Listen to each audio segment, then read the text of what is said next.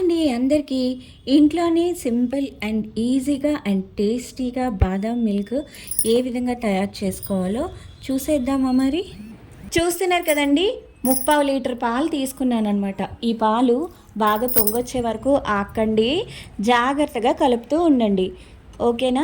బాగా వేడెక్కాలి. అలా వేడెక్కి మరుగుతూ ఉన్న పాలల్లోని 2 గరిటెల వరకు బాదం పౌడర్ వేసేసి బాగా కలిపేస్తూ ఉండండి. ఇంట్లో చేసిందేనండి. మీకు ఇంట్రెస్ట్ ఉంటే కింద లింక్ ఇస్తాను, ఓపెన్ చేసి చూసేసేయండి. ఏ మాత్రం కూడా అది పొంగిపోకుండా దగ్గరే ఉండి బాగా కలుపుతూ ఉండండి. అది కొంచెం బాగా చిక్కబడాలన్నమాట. ఈ విధంగా పాలు చిక్కబడుతున్నప్పుడు ఒక చిటికెడు పసుపు వేసుకుంటే టేస్ట్ ఉంటుంది, కలర్కి కలర్ కూడా ఉంటుంది. అలాగే మీకు నచ్చిన విధంగా షుగర్ ఇంకా యాడ్ చేసుకోండి.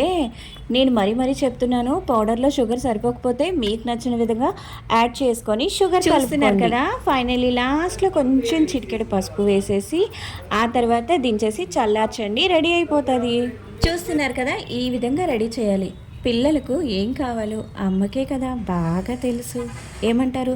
అంతే కదండి. మరి ఇంకెందుకు ఆలస్యం, మీ పిల్లలకు కూడా ఈ విధంగా రెడీ చేసి చక్కగా ఇచ్చేసేయండి. బయట ఏ విధంగా అయితే బాదం మిల్క్లు చేసి ఇస్తూ ఉంటారో అవి చూసి పిల్లలు ఎంతో అట్రాక్ట్ అయిపోతూ ఉంటారు.